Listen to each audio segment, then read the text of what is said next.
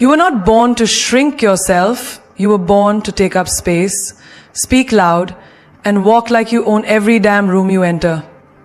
So why do you keep asking for permission to shine? You think confidence is some magical DNA trait?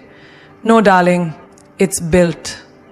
Step by step, fall by fall. And today, I'm handing you the blueprint.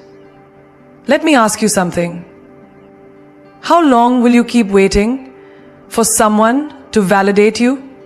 Let me tell you a secret. The world starts believing in you the moment you do. And if you're tired of hiding, apologizing, or doubting, get ready. Because these 12 steps will make sure you never shrink again. That voice in your head, the one that whispers, you're not enough, you're too much, or you'll embarrass yourself, that voice is not the truth. It's just an echo of every insecurity, every rejection, every accidental insult you've ever absorbed and turned into a belief. And here's the harsh truth. You've believed that voice more than you've ever believed in yourself. But today it's time to change the script. It's time to rewrite that voice in your head like your life depends on it. Because it actually does. You were not born with doubt. Doubt was taught to you. Maybe it came from a teacher who laughed when you got the answer wrong. Maybe it came from a parent who always pointed out what you lacked. Or maybe it came from those harmless jokes your friends made that you laughed off but cried about later. And slowly, that voice settled in your mind like a parasite, feeding off your confidence. But guess what? You don't have to keep living with that voice. You can evict it right now. Think of your mind as your personal studio. What plays inside determines what shows up outside. You don't play sad, hopeless music and expect to dance confidently, do you? Then, why keep playing self-doubt on repeat and expect to feel powerful? Start changing the soundtrack. When you look in the mirror and that voice says, you're aging, answer back, I'm evolving. When it says you're not good enough for this job, you say, I'm here to dominate it, not qualify for it. When it says, they're going to laugh at you, you whisper, they'll wish they had my courage.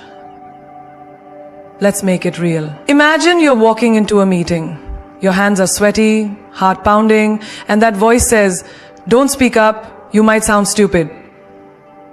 But what if you paused and replied, even if my voice shakes, I deserve to be heard. That small change, it can shift your entire energy. Confidence isn't about having no fear. It's about speaking in spite of it. That voice doesn't vanish overnight, but every time you push back, every time you talk back to it, you weaken its grip. Think of a child learning to walk. They fall again and again. Do we scream at them? You're hopeless. You'll never get it right. No, we cheer them on. We say, you got this. Why don't we say that to ourselves? When you fail, when you're rejected, when you feel lost, you don't need punishment, you need encouragement. You don't need louder critics, you need a louder inner cheerleader. Let's take a daily life example. You get dressed in the morning and you feel off. That voice says, you look tired, nothing fits, you're not attractive today. Would you let a stranger say that to you? No. So why do you allow your own thoughts to abuse you like that? Replace it. Say, my energy is magnetic. I am growing. I am glowing. And I'm showing up for me. Even in relationships, that voice can sabotage you. You meet someone amazing and suddenly your head screams, why would they like you? Don't get attached, you'll just get hurt.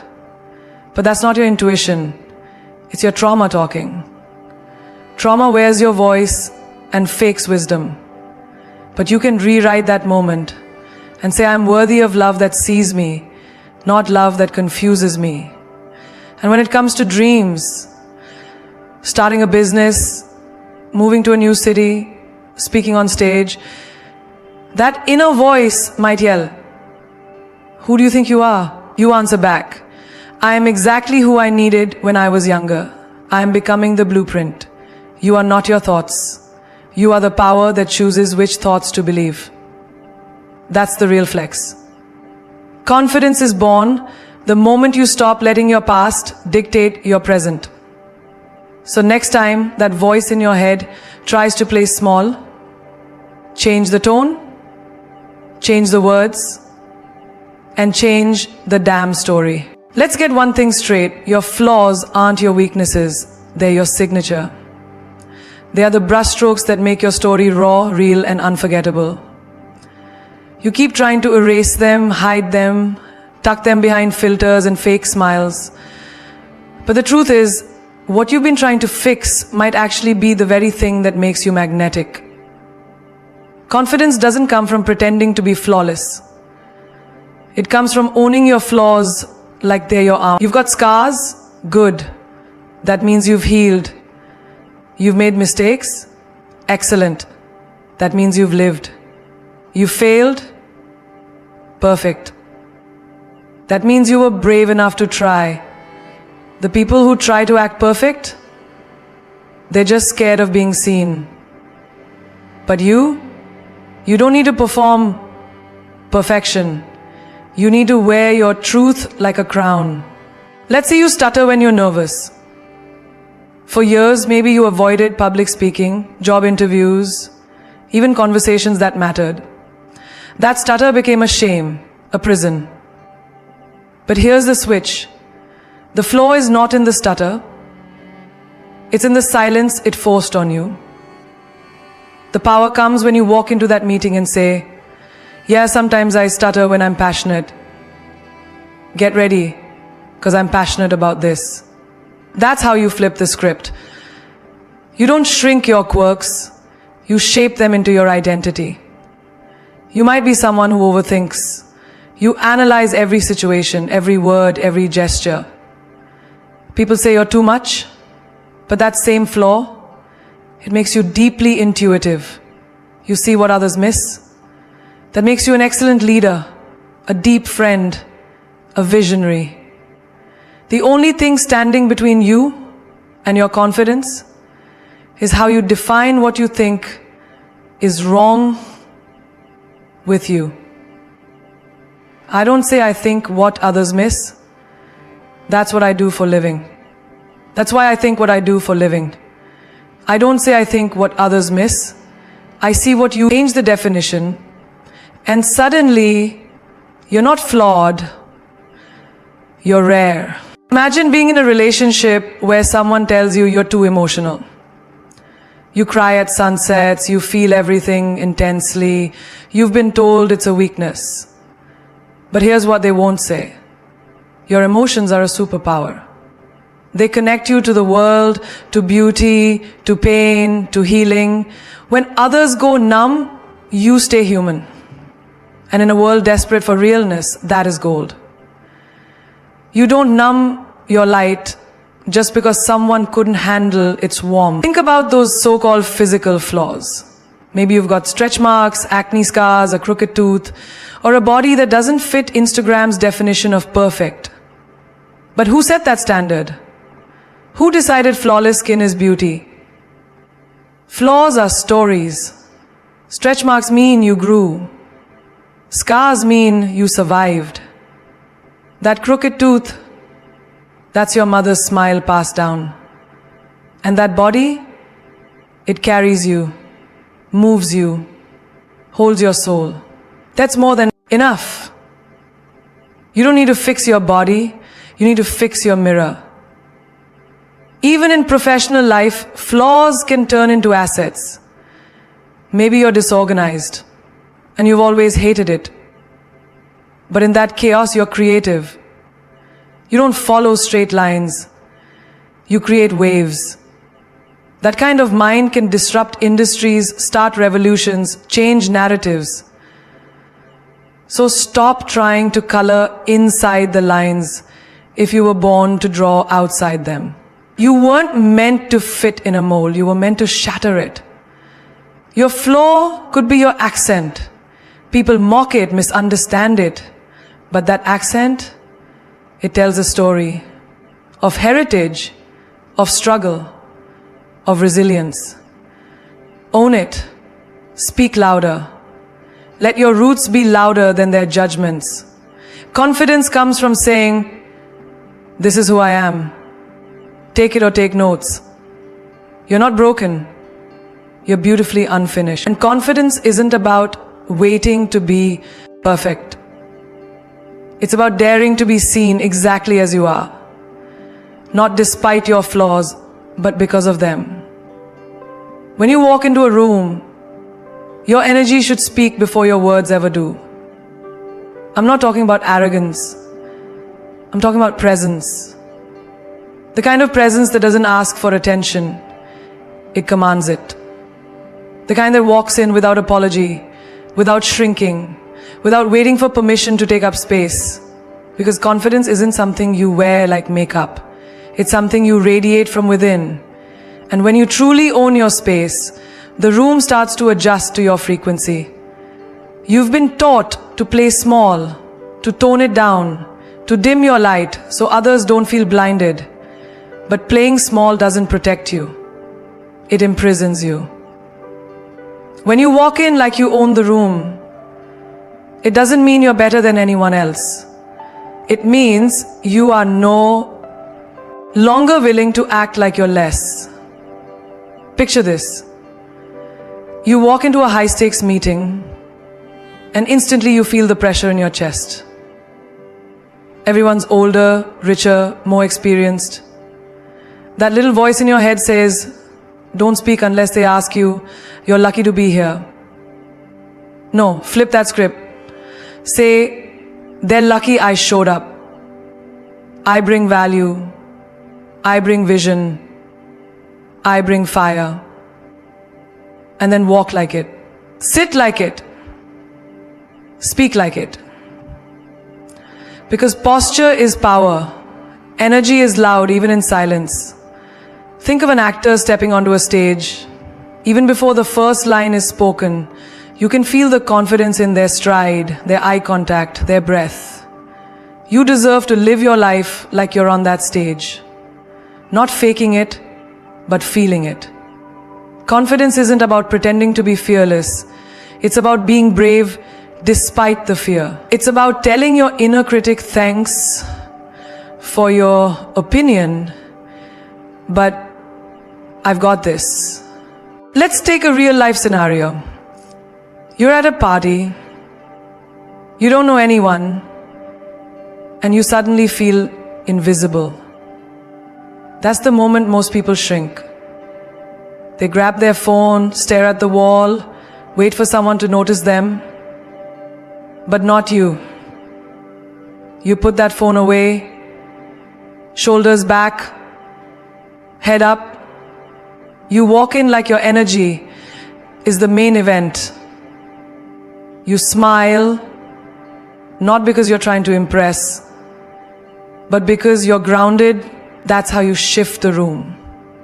Not with volume, with vibe, even in everyday spaces, like walking into your workplace, your classroom, or a family gathering.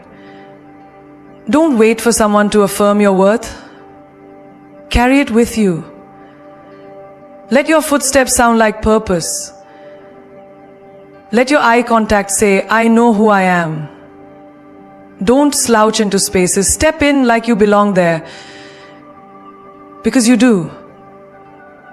Imagine you're walking into a gym for the first time. You feel like everyone's watching you, judging your every move. But here's the truth. Most people are too focused on their own insecurities to even notice yours. So why carry shame that was never yours to begin with? Walk in like the gym floor is your runway. Own your pace. Own your sweat. Own your presence. That is power. And when you walk into situations that scare you, a job interview, a date, a public speaking event, breathe. Feel your feet on the ground. Say to yourself, I've already won by showing up. That energy, that unshakable self-talk, that bold body language, it speaks louder than any resume, makeup, or outfit ever could. Confidence isn't about being the loudest. It's about being unapologetically real. Walk into every room like you've got a story to tell, a lesson to offer, and a fire in your spirit. The world will adjust. Because when you truly walk in like you own the room, what you're really doing is showing the world you finally own yourself. No, just that. No explanation, no apology, no follow-up. Just a bold, grounded, powerful no. Because when you say no without justifying it, you're not being rude. You're choosing your peace over people-pleasing. And in a world that trains us, especially women, to constantly soften, explain, and excuse ourselves, saying no becomes a revolutionary act of self-respect. You don't owe everyone access to your energy. You don't have to agree to every dinner, every favor, every conversation, every demand. You don't have to drain yourself just to be liked. And here's the hard truth. The more you explain your no, the more you're inviting others to negotiate it. You leave the door open for guilt, for manipulation, for emotional tug-of-war. But a confident no, set with calm certainty, shuts the door. It teaches people where your boundaries begin. Think about this. Someone invites you to a party. You're tired. Your soul is craving silence, not socializing. But you feel obligated. So you respond, I'm sorry, I have some things going on, I'm really busy, maybe next time. You over-explain. You over-apologize. And still they push, oh, come on, just for a bit. And suddenly you're compromising your peace. Now flip the scene. They invite you and you respond, no thank you. Full stop. No guilt. No need to shrink. That's power. Because you're no longer seeking approval. You're protecting your alignment. Let's say your coworker asks you to take on more work. Again, your plate is full. You're already drowning. But because you fear being seen as difficult or unhelpful, you start justifying. I'm actually working on 3 other projects right now and I have this deadline, and before you finish, they're already pressuring you to just do this one thing. But when you simply say, I'm not available to take this on, you eliminate the space for guilt to grow. That's not cold, that's clear. Saying no without explaining is not about building walls, it's about building standards. It's about understanding that your time, energy, and emotions are not community property. You have a right to protect them. Think about your phone battery. When it's low, you plug it in, no questions asked. You don't run it to 0 to please someone else. Why treat your soul any different? Imagine being in a relationship where your partner asks for something that violates your boundaries. Maybe they want constant access to your time, your space, your phone. And when you say no, they say, why not? Don't you love me? That's the moment you stand firm. That's the moment you say, I said no. Not because you don't care, but because you care about yourself enough to not bend where you break. That moment, that's when you take your power back. Even in small, daily decisions, when your friend wants to borrow something personal, when your family expects you to do what you've always done, when society tells you what you should be doing, you are allowed to choose yourself. You are allowed to not explain that choice. Because behind every yes, you force, there's a little piece of you shrinking. And behind every strong no, there's a version of you growing, rooted, clear, whole. You're not here to be convenient. You're here to be complete. Let your no be enough, just like your yes is. The world may not always understand your boundaries, but they will respect the strength behind them. Because when you say no without explaining, you're not closing doors. You're finally opening the one that leads to your power. Fall, mess up. Stumble. Let the world see it. Let them talk. Let them laugh if they want to. Because when you fail loudly, you give yourself the permission to rise even louder. Not in silence, not hidden in shame, but bold, raw, brave.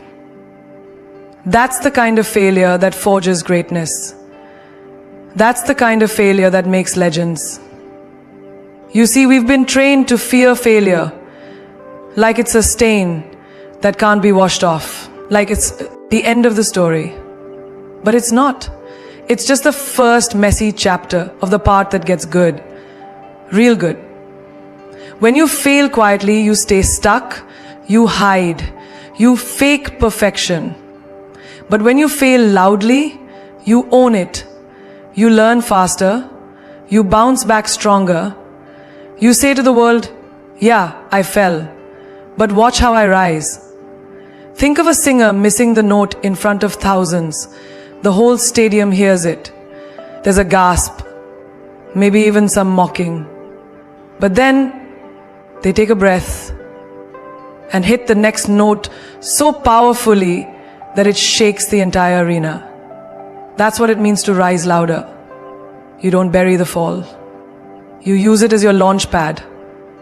Or imagine a student who fails an exam she studied weeks for. Everyone else moves on, whispers behind her back, doubts her ability. But she doesn't hide in the corner. She walks up to the professor, asks for feedback, rewrites her notes, and retakes the test. This time, she doesn't just pass, she aces it. And every person who saw her fall is now clapping, because she didn't let the embarrassment kill her ambition. Failure isn't the opposite of success. It's the price of admission. It's the proof that you had the courage to try. You can't break records without first breaking down. You can't fly without first falling flat. And when you fail loudly, you give others permission to be human too. To try, to fall, to grow. In the business world, think of the entrepreneur who launches a startup and loses everything. Investors walk away. Friends doubt her. Her name trends for the wrong reasons. But instead of disappearing, she writes a post. She talks about what she learned, where she went wrong, and how she's building again. That's loud, that's real. That's how trust is built. Not by pretending to be perfect, but by proving you're resilient. Even in relationships, you give your heart, you trust deeply, and it doesn't work out. Maybe they left, maybe they lied. You feel broken, humiliated. People say, I told you so. But instead of shrinking, you show up. You heal in the open. You laugh again. You love again. You rise. Louder than the heartbreak. And suddenly, your pain becomes your power. Not something to hide, but something that inspires. Because here's the truth. Silence protects your ego, but loudness builds your legacy. Failing loudly doesn't mean being dramatic.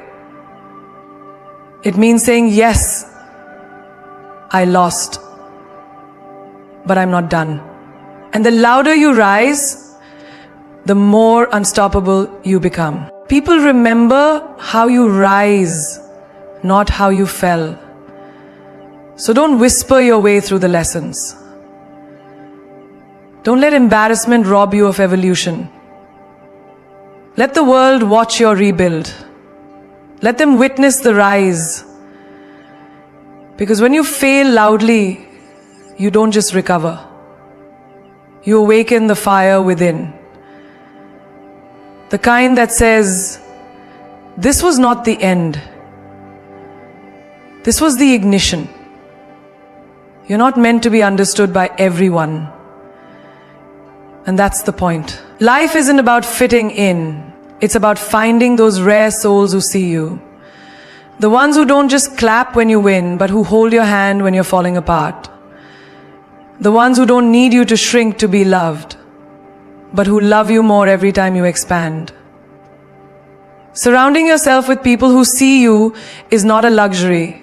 It's a necessity for self-confidence, self-worth, and survival in a world that's constantly trying to dim your light. You know that feeling? When someone gets you without you having to explain, when they look at your chaos and still choose to stay, that's the kind of energy you need in your corner. People who see beyond the highlight reel, beyond the polished smiles and into your soul. People who can tell when your "I'm fine" really means "I'm drowning." These are not just friends. They're soul mirrors.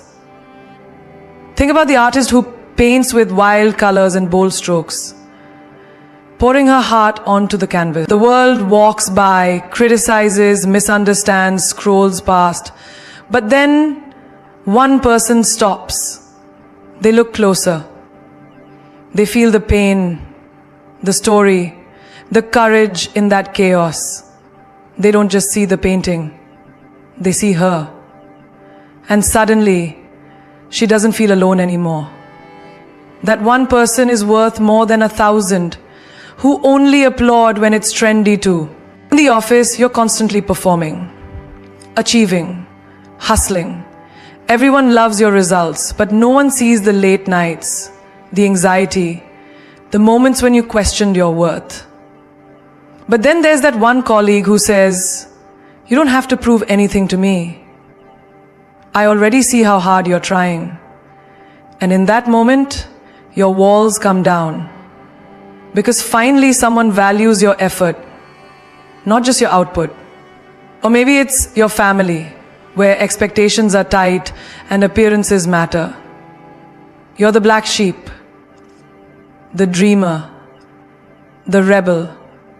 You're constantly asked, why can't you just be like them? But one day you meet someone who says, your wild heart is beautiful. Don't ever tame it. And suddenly you realize you were never the problem. You were just around people who never saw your magic. True confidence is born not just from inner work, but from who surrounds you while you're doing it. If you're constantly around people who minimize you, criticize you, or only tolerate the version of you that makes them comfortable, your light will flicker. But when you're around those who fan your flame, you become unstoppable. Look at the girl who finally walked away from a toxic friend group. The ones who laughed at her dreams, gossiped behind her back, and only celebrated her when it served them. She left. She chose solitude over fake support. And then she found her tribe. People who didn't compete, but uplifted. Who didn't laugh at her ideas, but asked how they could help. That's when she began to bloom. Surround yourself with people who speak your name with pride when you're not in the room. Who defend your soul when others don't understand it. Who remind you who you are when the world tries to make you forget. These people don't need perfection from you. They need your truth. They love your mess, your magic, your madness. Because they see the masterpiece forming, even when you're still in progress. Not everyone deserves front row seats to your evolution. Some people only want to see you small, because your growth threatens their comfort. So choose wisely. Energy is contagious. Confidence is built in the company of those who believe in you before you believe in yourself.